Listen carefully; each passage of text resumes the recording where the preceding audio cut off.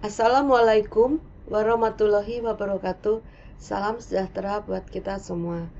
Pada video kali ini, topiknya adalah penulisan tinjauan pustaka atau pertemuan kelima. Di dalam sistematika karya ilmiah terapan PP3IP, tinjauan pustaka terdapat di dalam bab 2, landasan teori. Landasan teori berisi teori dari berbagai sudut pandang yang relevan dengan masalah penelitian atau masalah pokok. Peneliti dapat mengembangkan masalah yang mungkin ditemui di tempat penelitian dan digunakan sebagai pijakan atau patokan untuk mengkaji suatu fenomena. Pengertian teori adalah suatu alur logika atau penalaran yang merupakan seperangkat konsep, definisi, dan proposisi yang disusun secara sistematis. Teori menerangkan suatu fenomena yang disusun secara sistematis dan telah diuji kebenarannya. Apabila tidak, maka itu bukan teori. Teori itu sendiri mempunyai 3 fungsi, yaitu menjelaskan atau explanation, kemudian meneramalkan atau prediction, dan pengendalian atau kontrol. Bapak Ibu sekalian, agar hal ini dicermati, hindari sampah teori. Maksudnya apa? Pasis hanya browsing dan download dari internet, lalu copy paste tanpa memahami apa esensi dari teori. Belum tentu landasan teori tugas akhir senior dapat digunakan karena permasalahan berbeda. Mengcopy paste milik orang lain merupakan tindakan plagiat. Jadi ini sangat dilarang. Nah, di sini bagaimana cara menghindari sampah teori? Jadi, diawali pertama, membuat kerangka teoritis, yaitu keterkaitan antara satu teori dengan teori lainnya.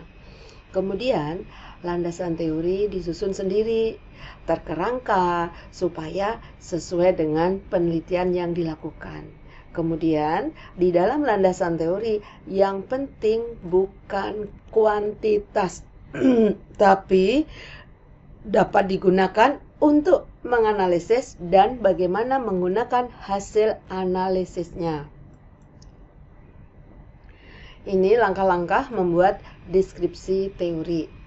Pertama, tetapkan nama variabel yang diteliti dan jumlah variabelnya. Kemudian, mencari sumber-sumber bacaan yang relevan. Kemudian, lihatlah daftar isi setiap buku dan pilih topik yang relevan dengan setiap variabel yang akan diteliti. Cari definisi setiap variabel pada setiap sumber bacaan. Bandingkan di antara sumber-sumber dan pilih definisi yang sesuai dengan penelitian yang diadakan atau yang dilakukan. Deskripsikan teori-teori yang telah dibaca dari berbagai sumber yang dikutip sebagai landasan untuk mendeskripsikan teori. Nah, tinjauan pustaka itu sangat penting. Mengapa? Karena satu, untuk menemukan teori yang akan dijadikan sebagai acuan dalam penelitian, maka perlu adanya tinjauan pustaka. Tinjauan pustaka merupakan salah satu komponen penting dalam sebuah karya tulis ilmiah. Termasuk dalam hal ini karya ilmiah terapan Bapak Ibu sekalian. Kemudian juga untuk menyelesaikan masalah penelitiannya dengan mengacu pada berbagai sumber teori yang relevan. Fungsi tinjauan pustaka antara lain mengetahui landasan teori suatu masalah penelitian, kemudian membantu memilih prosedur penyelesaian masalah penelitian, Selanjutnya, untuk apa? Memahami konsepsi suatu permasalahan penelitian. Juga untuk mengetahui kelemahan dan kelebihan dari penelitian sebelumnya. Menghindari terjadinya plagiarisme dalam suatu penelitian. Dan yang terakhir, memberikan fakta yang kuat tentang alasan pemilihan masalah penelitian. Ya. Sumber tinjauan pustaka dapat dari buku, namun harus ada ISBN-nya. Dapat pula dari jurnal penelitian, jurnal ilmiah, tapi harus ada ISSN-nya. Jadi sudah terregistrasi nasional maupun internasional. Sedangkan dari kamus itu bukan teori, sehingga tidak dapat dimasukkan dalam tinjauan pustaka. Teori yang ditulis dalam tinjauan pustaka yang pertama atau yang utama itu dinamakan grand teori. Jadi intinya grand teori itu adalah teori-teori yang jelas-jelas sangat erat hubungannya atau relevan dengan penelitian. Kemudian middle teori, intinya teori yang mendukung untuk melengkapi grand teori. Sedangkan plate teori itu adalah penjelasan dan variabel-variabel yang digunakan dalam penelitian tersebut. Ini adalah cara membuat kutipan. Jadi, pengertian kutipan itu sendiri adalah pinjaman kalimat atau pendapat seorang pengarang atau penulis, baik dalam buku, jurnal ilmiah, karya ilmiah, maupun majalah. Dalam KBBI, makna kutipan adalah pengambil alihan satu kalimat atau lebih dari karya tulisan lain yang tujuannya untuk ilustrasi dan memperkokoh argumen dalam tulisan. Dalam penulisan kutipan terdapat beberapa metode, antara lain gaya Modern Language Association atau MLA, American Psychological Association atau APA. Ada juga dari Chicago dan Harvard University.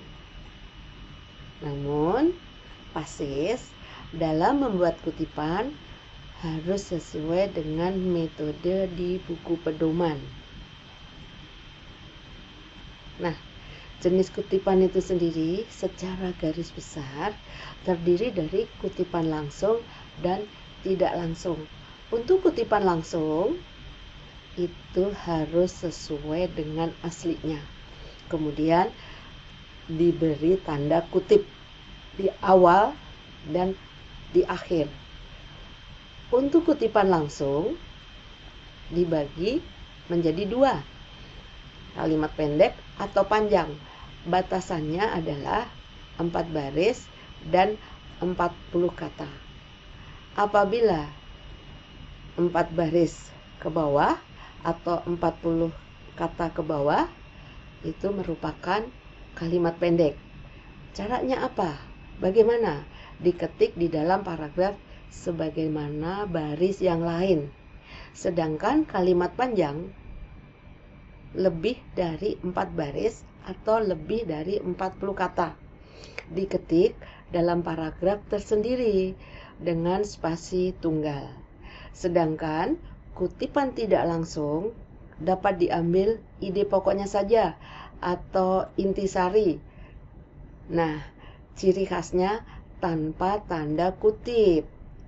Diketik, diintegrasikan dalam teks dan spasi yang sama dengan badan teks. Contoh membuat kutipan secara lengkap terdapat dalam materi PowerPoint di e-training. Jadi Bapak Ibu bisa mencermati dari materi tersebut.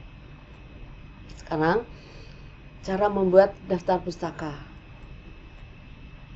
Daftar pustaka adalah satu hal yang mutlak harus ada dalam suatu karangan ilmiah. Penulisan daftar pustaka diurutkan berdasarkan abjad. Setiap unsur pustaka diikuti tanda titik, kecuali unsur tempat terbit yang harus diikuti titik 2.